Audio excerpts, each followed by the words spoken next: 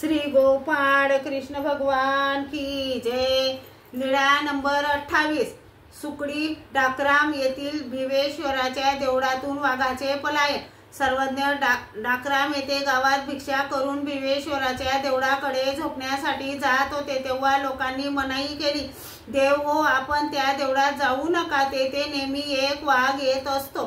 सर्वज्ञांनी त्यांचे न ऐकल्यामुळे करून तेथे गेले। तेव्हा रात्री वाघ आला। सर्वज्ञांना पाहिल्यावर त्याने डरकाळी दिली। सर्वज्ञांनी सिंह गर्जना केली।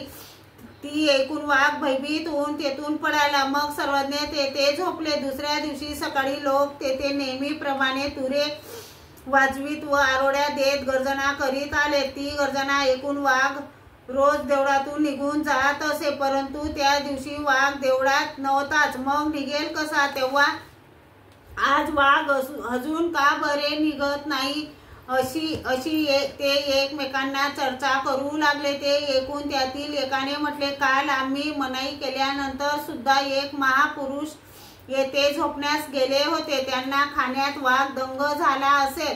मग